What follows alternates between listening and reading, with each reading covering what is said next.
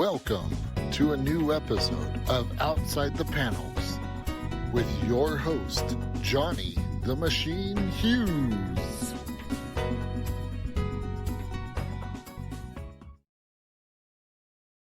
Episode of Outside the Panels. I'm your host, Johnny the Machine Hughes, and joining me this time around is a writer who I am very pleased to meet. I have read his book and I absolutely loved it. And that's saying a lot for someone like me who generally doesn't like horror books. So there you go. Made that much of an impression. It is the ultra talented Winston Gambro. Winston, Hey, how's it going? it's going very well. Thank you for the kind words and thanks for having me. Oh, you're more than welcome. More than welcome. So the book, it's a haunted house, a love story, a mini series. So we're going to talk about issue number 1. I didn't know what to expect when I picked it up. I'm not going to lie. What was the start at the top? Give us kind of like a brief outline of the book and what was the inspiration for the idea? I was watching some kind of haunted house fiction, and I just remember being like, it seems like every haunted house has like a ghost inhabiting it, or it was built somewhere it shouldn't, and that's the reason why things are happening. I'm just like, well, what if it's the house itself that's spooky, and what if the house has its own feelings? What if the house falls in love with the person living in it? And that was the initial spark. Oh, well, I hope my house loves me because the things I've done there. That's all I'm saying. It knows all the secrets.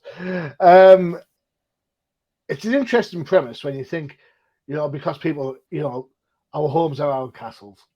That's how it works, isn't it? We love our homes. We decorate them. We paint them. We even mow the lawn if we're lucky. Woohoo!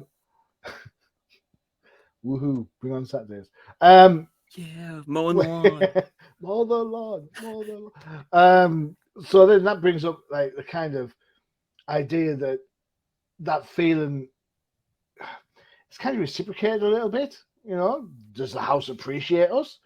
Does the house like it when we turn down the music? Mm-hmm.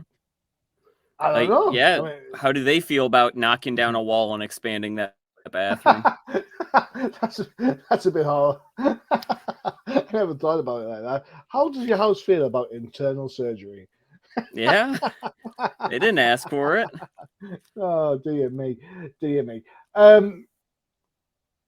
There's a horror element, and there's a romantic element. A couple of romantic elements, to be honest, in this book.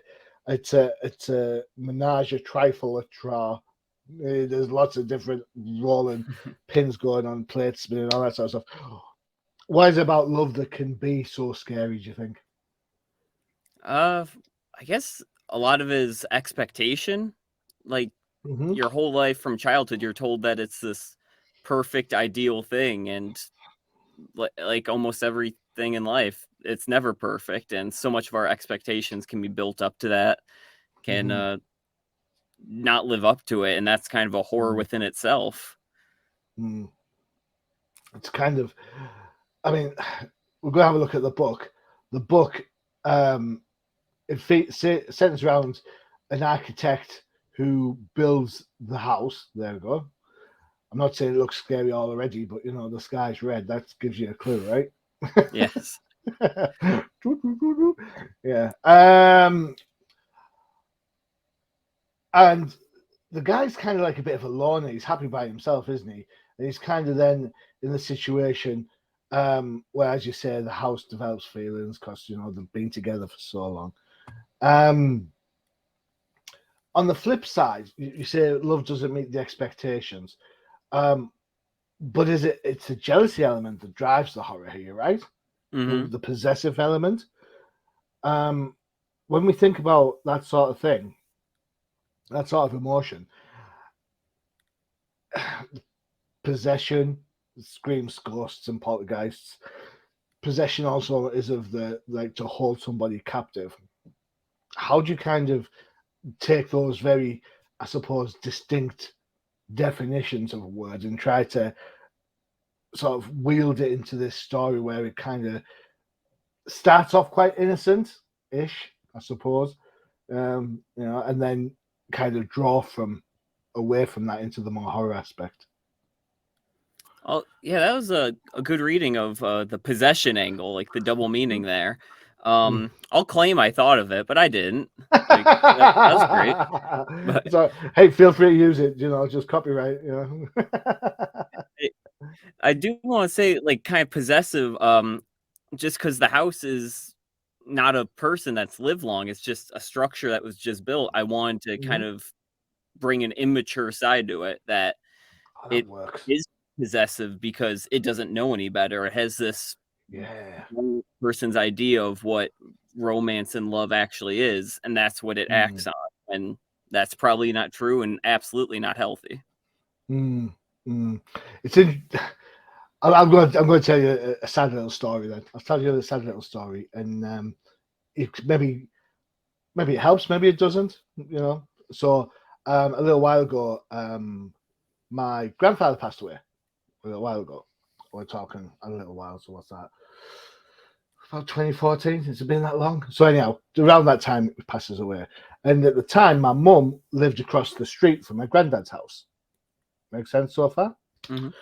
And then, as things do, it was a rented accommodation. So the landlord ended up fixing it up, sort of decorating, redecorating, making it nice again.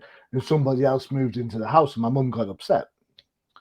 And I said, I kind of gave her an idea to work on. I said, well, have you not thought that the house has actually protected our family for a number of years?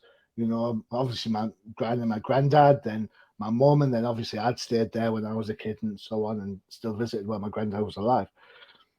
It's done its job for us. Now it gets to do that job again for somebody else. And to stop the house from doing that, are we not actually hurting the house and the idea of why it was there to start with? That's a really good perspective. So that's how I kind of sold it to my mum, that it's she doesn't have to get upset when the new family moves in, because the house is just doing what the house was meant to do, which is protect families. Yeah. I mean, the house will outlast everyone. It just has this job of doing it, and this is just its next job. That's how I looked at it, and it was a home for us, and it was home for the people who live there now. So it's it was interesting when I looked at this book last week. The kind of thought, the memory that clicked in my head. I was like, oh, yeah, I can kind of see. So, Yeah. Writer artist, which do you like best? Sorry, I'll say that again. Which do you find easiest? I would say, easiest. Yeah. I think it's Charlie Adlard, who does Walking Dead. He once said it's a lot easier to write the words "the army walked up the hill" than it is to draw it. But at the same token, I'm a lot more comfortable drawing. Like, I just have more experience with it, and at the end of the day, you can usually tell if a drawing is good, at least easier than if you can tell writing is good. Like, visually, I can walk away from it, look at it, and say, okay, I'm happy with that. Versus writing, so much of it is subjective, and I'm still not at a place where I know if I'm going to be happy with it. So this is the first time we've met, and I've got to be honest, the first time I've seen your work. So I will say right now, hand on heart, that I thought the writing was very, very good. Oh, thank you. For me, the writing, the sort of dialogue that was running through the book was full of emotion, the right emotion for the character of the house. The art has I think I have a page up here actually. I'm not going to go too far in the book because I want people to buy it. But the art has that kind of Penny Dreadful. Do you remember the TV show Penny Dreadful? I actually haven't seen it. That kind of Victorian, Edwardian, kind of gothic type of art when you think about, like, old world vampires as opposed to the Twilight vampires. And I'm saying that, and I'm kicking myself already. There's no vampires in Twilight. All right, get over it. It's the way it works. All right, you can hate me all you like. I don't care. So this kind of has that old world feel. This, I'm assuming, is on purpose, as we see Yes. the house move through the times. Can't wait till it drop some LSD and see what happens in the 70s. Yeah, there's some psychedelic elements. Hey, God. Oh, That's issue 4, is it? I will say the art itself won't change within the series, but I absolutely changed my style to make it more horror themed. Because the house, it was very much designed in the Victorian age. I did make it kind of Victorian scratchy style rather than filling in any blank space. You can kind of see in that bottom right corner. I could have just made those trees just pure black, but instead I just did scratchy on all of it. Terrible pain on the wrist. Took a long time. I really hope people notice it. But the whole thing is it just makes it a little bit spookier, a little bit more uncomfortable, and a little bit more handmade, which would be from that era. It's quite interesting because I love comic books and I love the fact you can do so many different things with them. You know, I'm fair enough. Like a lot of people, I'm probably a cape and cowl kind of guy first, and then everything else second. I thought the writing was good, but I thought the art was spot on. You know, it has that kind of traditional Sherlock Holmes type of art. As I said, the Penny Dreadful art, the art that he just knows something is lurking around the corner. I'd also say that there's a lot of nuance to the art, and I think the reader picks up on that, but the house doesn't. So we can see in this top panel here, there's something going on, and this plays out through this issue, right? How hard is it to create something like this, where there is a cast of characters and you've got the house, but then you sometimes have to move away from characters. I'm not giving any spoilers away. These are times that you spend a lot of time with these people, and now you're having to maybe to move the direction of the horror, to bring the idea of the house feeling, having emotions. You have to move that along. So how does it feel to kind of discard that? Is it just like any other relationship where time's due, adios, see you later, don't call me, I'll call you? Yeah, right to the curb. Yeah, it's not me, it's you. I mean, it's not you, it's me. So much of this is kind of just pushing myself through it. It is hard to draw a single page of a comic book. Anyone can tell you. And drawing it over and over, it's almost like a mini victory when I would be like, oh, this is the last time I have to draw this character. This is the last time I have to draw this character because they only appear on 3 pages, and I just finished all 3 pages, and now they're gone, and I don't have to think about them. I can throw out their character design. Well, they're not coming back. Kick to the curb. Oh my God. But yeah, that's the fun of it's not an anthology series, but each book is a self-contained story, and so because of that, I wouldn't have to draw that same character again. Yeah. That was a liberating feeling that every time I would close one book, I could design a whole new set of characters and not have to worry about the past as much. So let me ask you a question. When you draw your art, do you draw pencil style first, or do you go straight digital? For this, I did all pencils traditional, and then scanned it in, and everything was digital. And as I'm moving forward, I'm more and more digital. Does that mean when it comes to kind of the layout of the house, the kind of the standard doors, passages, windows, that sort of stuff, does that mean it makes it easier for you to, once you've got the original designs down, that you can then kind of, I don't want to say cut and paste, but you know what I'm saying? You can kind of transpose that backdrop onto this, and then put the new characters, the new story arc over the top with minor revisions. I was tempted to do that, but I just kind of felt it was kind of cheating myself. Yeah, but that being said, the exterior, I have a friend credited as a 3D model. He designed the house, and all exterior shots of the house are the house in a 3D program that I traced over with a digital pencil. So I did cheat a little, but I didn't want to cheat myself by never ever drawing backgrounds. No, But I'm not trying to imply. I'm oh, just never. kind of to keep the consistency, you know, because you've got to think, you know, other than decor, the house is going to stay the same. Of course, there's going to be those horror elements that kind of throw you for a loop. But generally, the front door is still going to be the front door, right? Yeah, I mean, it's not the house yeah. of mystery. Is True. it? I did. True. I did have to keep the front door consistent for 132 pages, and there was no tracing there. And Yeah, you cool. try and keep the layout the same, but Uh-huh. it's very, very difficult. And I don't think anyone can tell. No one's looking in the No. backgrounds. I get where you're coming from. Sometimes, you know, it's like when you get like a blueprint of the Millennium Falcon. You think the chessboard's there? There? Why is the chessboard there? It's like the Simpsons house. Like they'll have a Yeah. window over the garage only if there's a joke about that window over the garage. Yeah.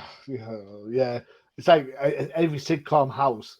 The door between the kitchen and the living room is one of those flippy flap doors. You can go either way. You're like, what? Yeah, isn't that convenient? What? Oh, it's killing me. It's killing me. The thing, I think there's one in the Big Bang actually, where the guys kind of go. I think it's Bernadette and Howard's house. So they're sat on the couch and they go to the kitchen via the left exit as you're looking at it. But when they go in the kitchen, they're coming from the other side, and you're like, what? What? Is that kind of camera angles being turned around? Like, They're breaking the 180 rule. So I'm like thinking. So basically, the living room faces that way, and the kitchen faces. I'm like, I mean, stuff like this. I remember, you know, in the old Batman TV show where they go down the bat poles, Bruce goes down the left and Dick goes down. But when you get back to the Batcave, it looks like they're the other way around. But they're not really, because it's the camera angle has changed from looking at it that way to look at. Oh, I got you. Yes. My yes. little brain was like, what? Halfway down, they switch poles. Yeah. As well as change costume. Yes. That's the magic of Batman 66, folks. When it comes to your book, who are your inspirations? Who do you you mentioned Charlie Eldred already for The Walking Dead. Do you find that you enjoy the horror element more than the more set up elements of the book, or do you have other inspirations that kind of vie for your attention? As a reader or as a writer? You know what? Let's do both. Let's go writer first. So as a writer, absolutely horror is a lot easier for me. I've always felt more comfortable doing the big overarching plots or just supernatural fantasy elements far more than character relationships, dialogue. I've always struggled with that more, and so much of that is the romance. And then similarly, as a reader, I can appreciate good dialogue because it's much harder for me, but I also appreciate horror more than usually a romance. There are some great romances I've enjoyed. Scott Pilgrim has, some romances in there, and then Laura Dean keeps breaking up with me. It's a girl about it's a book about a high school lesbian whose lesbian girlfriend keeps breaking up with her, and I'm like, oh, this isn't my demographic. Like, this isn't for. And I read, I'm like, this is one of the best books I've ever read. Yeah. And cool. So it takes a very, very unique and perfect romance book for me to appreciate it. But I'll just read anything. I ended up, I was on a website a while ago, a fair few years, and I was reading Calvin Hobbes strips because I love Calvin Hobbes, right? And then there's this other one underneath it, and it was like about this girl, she's in high school, she has some friends, and her brother's a dweeb, then this girl kind of likes the guy, but the guy likes the girl, and all this. I'm like, what is this? I have no idea. So every day I'd be going in and checking Calvin and Hobbes, and then going back and reading the other one. Turns out I'm reading a book called Luan, like a comic strip. Oh, I know Luan. And I'm thinking to myself, this. So I bought a book, like a collection of the strips, and I'm reading it. And Mary's like, why are you reading this? I'm like, I'm really interested in how the brother ends up dating the hot chick. How's that happening? That's what I want to know, right? Wow. And I'm like, this book is not my demographic at all, but I'm reading it. I've still got it kicking around in the bookcase somewhere. Absolutely love Luan. So I totally get how, characters can get the hooks in you, and that's it. You're in, aren't you? You're in. It's cool. That's such a sign of a good book, a good comic. If it's outside of your normal genre and you're still completely addicted. Luan, I did not expect to hear Luan today. That's crazy. See what I mean? This is the great sort of show we have. Great descriptions of the word possessive. Granddad's house, and now we're talking about Luan. What more do you want in a comic book show, right? Do you find, you mentioned that writing the kind of romance and dialogue elements hard, and I get that. When I've tried writing, now you're getting the kid. He said, then she said, then he said, then she said. I'm like, ugh. Does writing horror free you up from that, because you can just go where your mind wants to? You don't have to think about natural things like, I don't know, the natural physics of a room. A little bit, and when you add in kind of more action and horror elements like that, you can kind of put them in a little bit more. So once again, a lazy technique, if you're feeling like you don't know how to end a scene or move these emotions forward, you can just have something spooky happen or have an action scene happen, and then you don't have to write the rest of that dialogue. Yeah. Or he wakes up. Yeah. And a technique I learned from one of my favorite writers working now is Tom King, and he'll say so much with so little and just leave it for interpretation. Like, have you read his Mr. Miracle run? I have. So the running thing is Dark Side is, and that's really cool. And it's really terrifying. What does it mean? It can mean anything. I like how you think Tom King says so much without saying so little. The dude writes like longhand, everything. Yeah, I will say this: I absolutely loved his Supergirl Woman of Tomorrow miniseries. For me, that was the best book of last year, hands down. Oh yeah, and I wasn't keen on how his Batman run ended, to say the least. But and Batman Catwoman, I'm not quite sure on that one either. But still, I prefer his shorter stuff. It's Supergirl. That run just again another prime example. Supergirl's kind of like my guilty pleasure, right? And in the book, issue 1, she gets shot in an arrow with a red sun, and so does Krypto. That's it. I'm hooked. I'm reading this book all the way through because I want to see if Krypto survives. Everything else that goes on, I don't care so much, as long as they don't kill. And every month I was reading the book, I'm sending them like tweets saying, "At Tom King, do not kill the dog." Do not kill the dog. Yeah, Scott Snyder kills horses. I'm not going there either. But yeah, jumping out of the demographics again, it's like I probably wouldn't have read that if he wasn't attached, and it's just he's made me enjoy so many characters that I like. Mr. Miracle I'd heard of from cartoons and stuff, but now it's one of my favorite comics of all time. Human Target, like he was on like some CW show I wouldn't have watched, and now it's one of the greatest comics I've ever read. We'll talk about Tom King a lot, so I'm going to give him, before we take a break, I'm going to give a big shout out. There's a book, if you are a Batman fan, then I think you definitely need to read the One Bad Day, the Riddler book. That is, you want true horror, read that book. That is this generation's Killing Joke. It's pure anxiety inducing. Terrifying. Indeed. Stuff. It is. But you have to get to the end of the book, because otherwise you can't leave it and then worry about what was going on in the book. You've got to get to the end. It's a lot. I think it's a lot less ambiguous than the Killing Joke, but that's just a. Yeah, I agree. But yeah, very highly recommend as well. And anything those two put out, I'm going to read. Yeah. All right, time for a quick break for one of our other shows. Where shall we go? You know what? We haven't had this one for a while. It is the No Price Podcast. Check it out.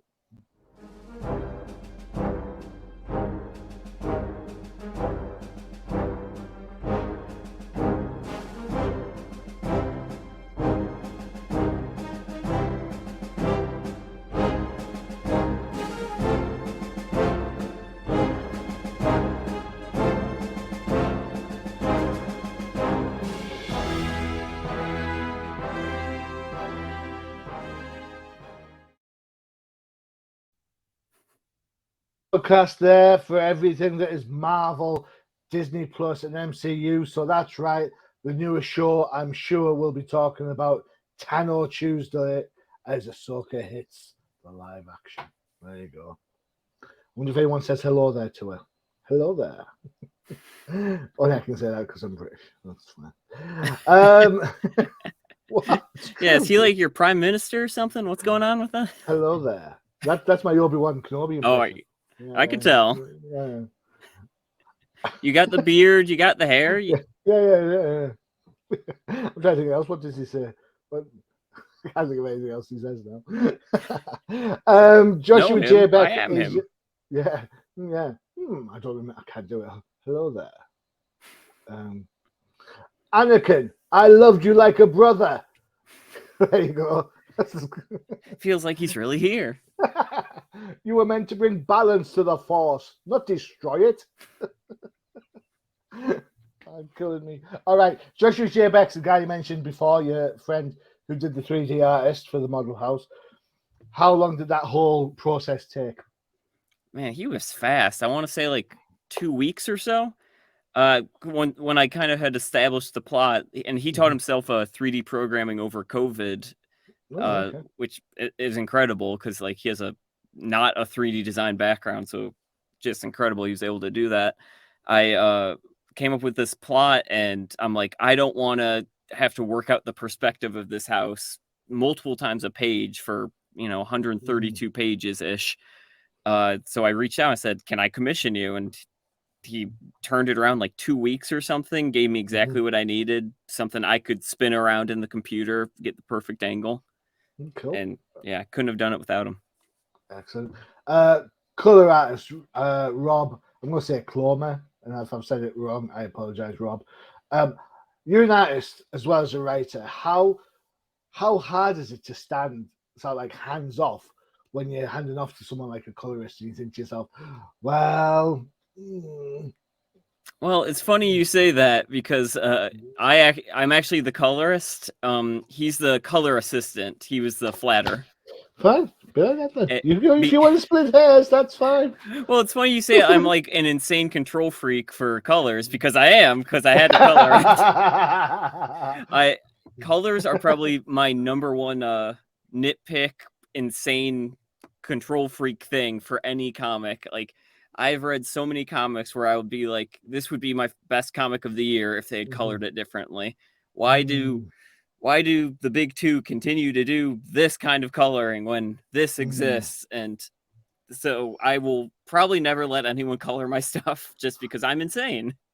Well, I agree with you on Marvel for sure. Marvel have this whole house style when it comes to colors, and it just they have two distinct styles. They've got everything, and then the X universe. And the two are dramatically different, and but we pick up a Marvel book and it's colored, but and you look, it could be Captain Marvel. You pick up Amazing Spider-Man, it's the same kind of thing. You're like, what?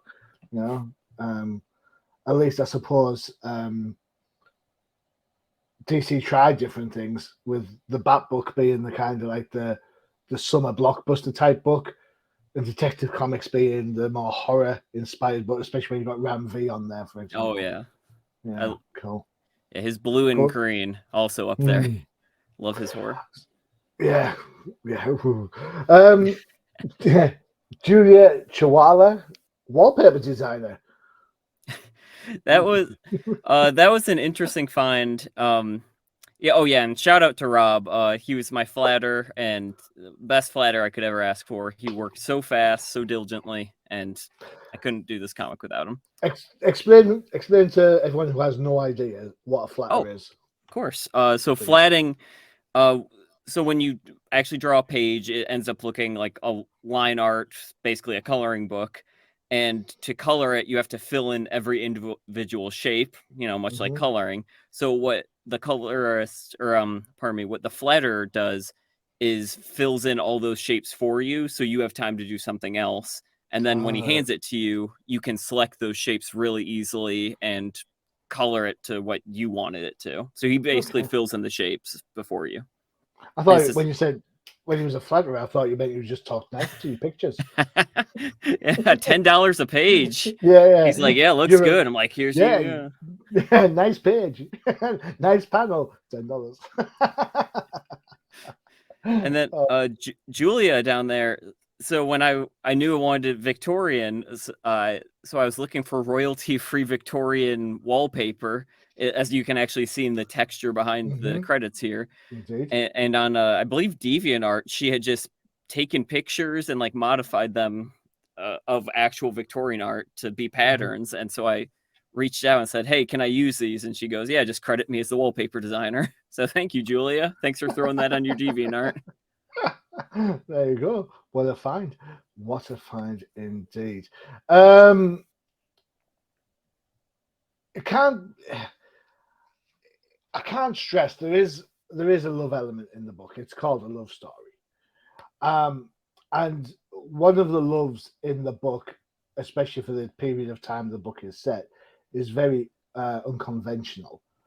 Was that a creative choice to take an unconventional route, as opposed to a more traditional kind of romance, which the house would equally, I suppose,